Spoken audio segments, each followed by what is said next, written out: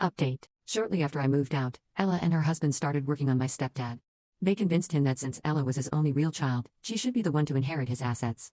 They played on his emotions, talking about securing a future for their son, his only grandchild. At first, it was just small things. Ella persuaded my stepdad to add her name to his bank accounts, saying it would make it easier for her to help with his finances. Then she proposed transferring the title of his car to her name, arguing it would reduce insurance costs. Over time, they escalated to discussing larger assets. Ella and her husband talked about estate planning, emphasizing the importance of having everything for the baby's future. They brought in a lawyer friend of theirs who drew up new documents. My stepdad, blinded by his love for Ella and his excitement about being a grandfather, signed everything without really understanding the implications. Over several months, Ella and her husband managed to get my stepdad to transfer nearly all his assets into Ella's name. This included the house, his retirement accounts, and even his small business. My mom, who had always been passive in financial matters, went along with whatever my stepdad wanted. The final blow came last week. Ella and her husband sat my mom and stepdad down for a conversation. They explained that they wanted to change the living arrangements for the baby, citing the need for more space and privacy. Then they delivered the shocking news. They wanted my mom and stepdad to move out. My stepdad was initially confused, thinking Ella was joking, but she was completely serious. She explained that since the house was now in her name, she had the right to decide who lived there. She gave them 2 weeks to pack up and leave.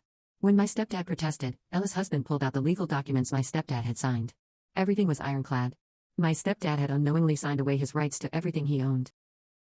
He and my mom were left with nothing but their personal belongings and a small checking account. My mom was in shock as she told me all this. She kept saying she couldn't believe Ella would do this to them, that there must be some mistake. But deep down, I think she knew it was real. She ended the call by asking if she and my stepdad could stay with me while they figured things out. I didn't know how to respond. Part of me felt a twisted sense of satisfaction. The people who had kicked me out when I needed them most were now facing homelessness themselves. It felt like karmic justice. But another part of me was furious on their behalf. What Ella and her husband did was cruel and calculated. They had taken advantage of my stepdad's love and trust by manipulating him into giving up everything he had worked for. I told my mom I needed some time to think and then I'd call her back. After hanging up, I sat in stunned silence for a long time, trying to process everything I had just learned. After much consideration, I made the difficult decision to say no to my mom's request. I explained that my tiny studio apartment barely had enough space for me and my cat. I simply couldn't accommodate 2 additional adults comfortably. I also expressed that I wasn't emotionally ready to live with them again after everything that had happened. I felt guilty saying no, but I knew it was the right decision for my well-being.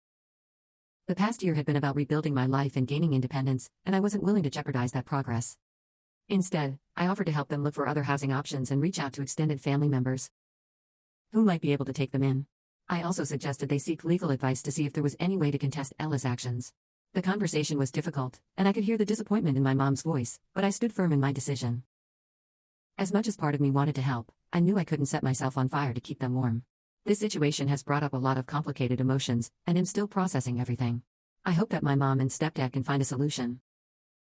But I also know that I need to prioritize my mental health and stability. I believe I made the right choice for myself.